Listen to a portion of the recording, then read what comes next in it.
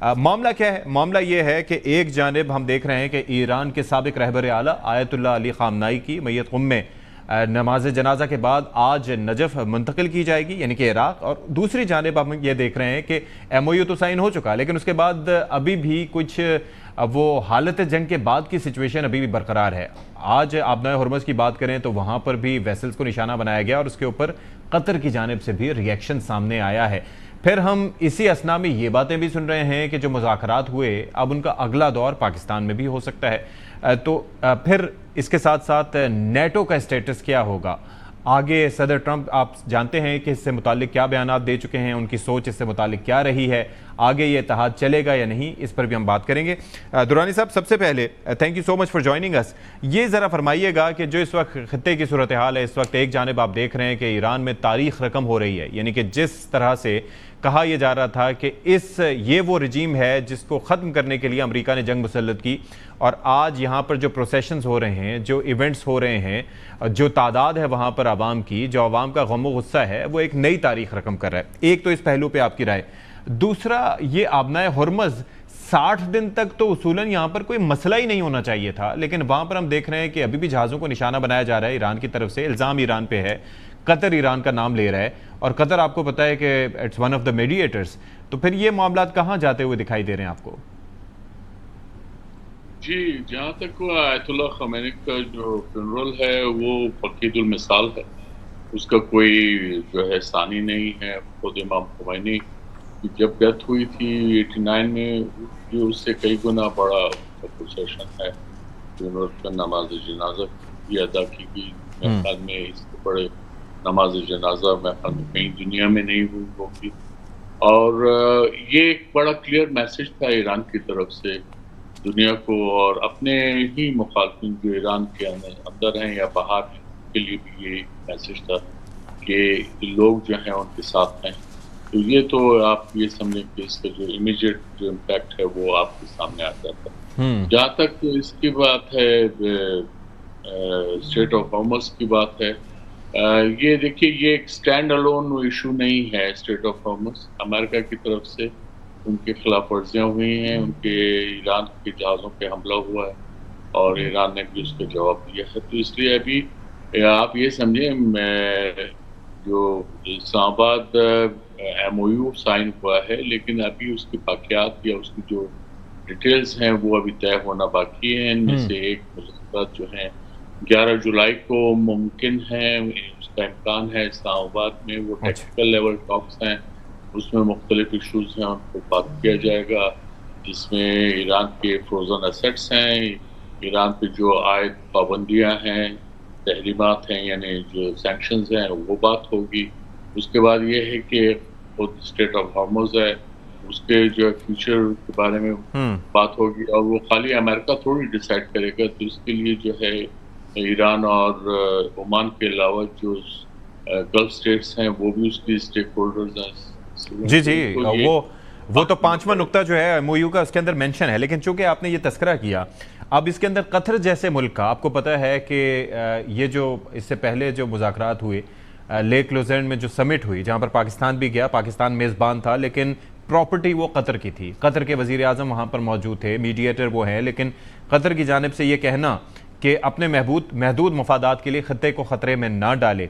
तो फिर ये है कि ये एक इम्प्रेशन जा रहा है कि ये जो खलीजी ममालिक हैं अब अमेरिका के दबाव में आ रहे हैं, या उनकी सोच ईरान से मुतालिक कुछ चेंज हो रही है?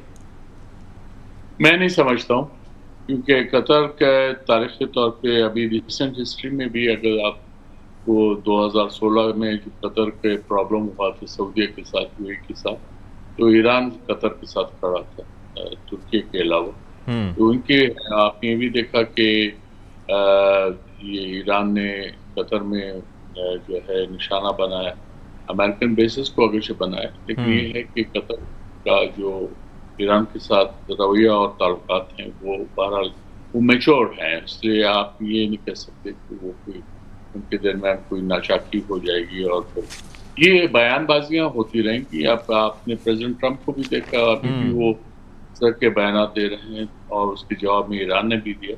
तो ये चीज़ें चलती रहेंगी। 47 साल का जो पाइल्ड अप आप समझें जो इश्यूज हैं, गुस्सा है, एक्शन रिएक्शन है, ये तमाम उसमें है। उसमें आपको एक दिन में ये रिजॉल्व नहीं होगा। लेकिन बड़ी बात ये है कि जंग बंद है, ये मुज़ाकरात कर रहे हैं और मुज़ाकरात में वो इश्यूज शामिल हैं जिसमें एक दूसरे की भलाई है और आइंदा इम्कानात ये हैं कि इनके ताल्लुकात बेहतरी की तरफ जा सकते हैं। जी।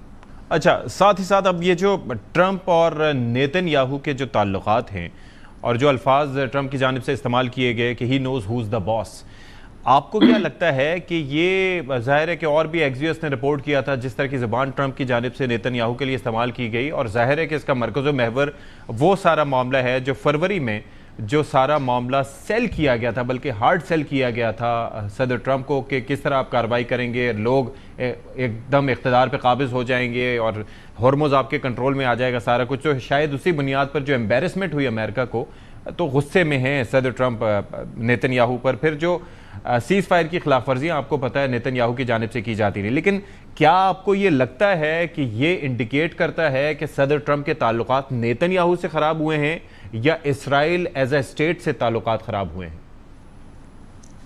देखिए, इजराइल एज ए स्टेट तो मुश्किल है और वो ट्रंप साहब उसको अफोर्ड भी नहीं कर सकते।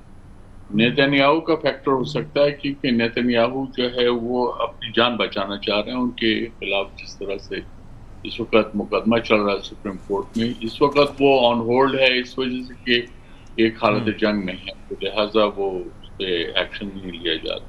और बाकी इलेक्शंस भी करीब हैं इसराइल के अंदर, तो उधर भी उनकी पॉपुलरिटी का ग्राफ नीचे है। वो और उधर प्रेसिडेंट ट्रंप को भी जो है लाले पड़े हुए हैं, वो जो है सेनेट के इलेक्शंस हैं, तो वो भी उनका भी पॉपुलरिटी ग्राफ नीचे है। तो लिहाजा ये इसमें प्रेसिडेंट ट्रंप गुस्सा जो है वो बिल्कुल हक व जानिब है, नेतन्याहू के खिलाफ वो करेंगे। लेकिन ये कहाँ तक जाएंगे नहीं, एज ए स्टेट इसराइल के खिलाफ मुश्किल है, ऐसा कभी होने को मुश्किल है, बहुत मुश्किल है।